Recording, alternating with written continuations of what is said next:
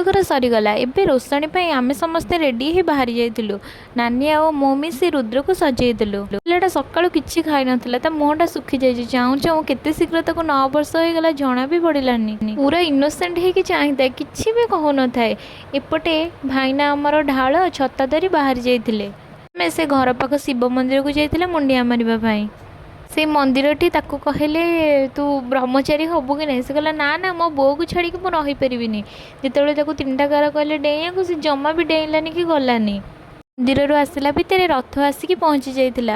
ସେଇ ରଥରେ ଭାଇନା ଆଉ ରୁଦ୍ର ବସି ପଡ଼ିଥିଲେ। ଏବେ ରୋଷଣୀରେ ଯିବା ପାଇଁ ସମସ୍ତେ ରେଡ଼ି ହେଇକି ଥିଲେ। କେତେବେଳେ ଡ୍ୟାନ୍ସଟା କରିବେ। ଯେମିତି ତ ଗୀତ ବାଜିଛି ସମସ୍ତଙ୍କର ନାଚ ଆରମ୍ଭ ହେଇଗଲା। ରଥଟି ଭାରି ସୁନ୍ଦର ହେଇଥିଲା। ଆଉ ଆମେ ଯେଉଁ ଛତାରେ ଫୁଲ ଗୁନ୍ଥି ଦେଇଥିଲୁ ସିଏ ତ ବହୁତ ସୁନ୍ଦର ହେଇଥିଲା ବୋଲି ସମସ୍ତେ କହୁଥିଲେ। ତାପରେ ବାହାରିକି ଯାଇଥିଲୁ ରୋଷଣୀରେ। ସେ ଗାଁ ଗୁଡ଼ାକ ବୁଲିବାକୁ ବଢ଼ିଆ ଲାଗୁଥିଲା। ଯେମିତି ଡିଜେ ବାଜିଛି ସମସ୍ତଙ୍କର ନାଚ ଆରମ୍ଭ ହେଇଗଲା। ଏପଟେ ଆମର ଭଜନ ପ୍ରୋଗ୍ରାମ୍ ବି ହେଇଥିଲା। କୁହନ୍ତି ବ୍ରତଘରଟା ମୋ ନାନୀ କରିଥିଲା, ବହୁତ ବଢ଼ିଆ ହେଇଥିଲା। ଡେକୋରେସନ୍ ଯେମିତି ସବୁ ସେମିତି, ଆହୁରି କେତେ ଡେକୋରେସନ୍ ବାକି ରହିଯାଇଛି ମୁଁ ଭିଡ଼ିଓ କରିନି। ଭାଉଜଙ୍କର ଯେଉଁ ନାଚ, ତାପରେ ମୋ ଭାଉଜ ଆଉ ମିଶି ଟିକେ ଆମେ ଭିଡ଼ିଓ କରିଦେଇଥିଲୁ, ଫଟୋ ବି ଉଠାଇ ଦେଇଥିଲୁ। ସେମାନେ ନାଚିଲା ଭିତରେ ମୁଁ ସେମାନଙ୍କର ଟିକେ ଭିଡ଼ିଓ ବି କରିଦେଇଥିଲି।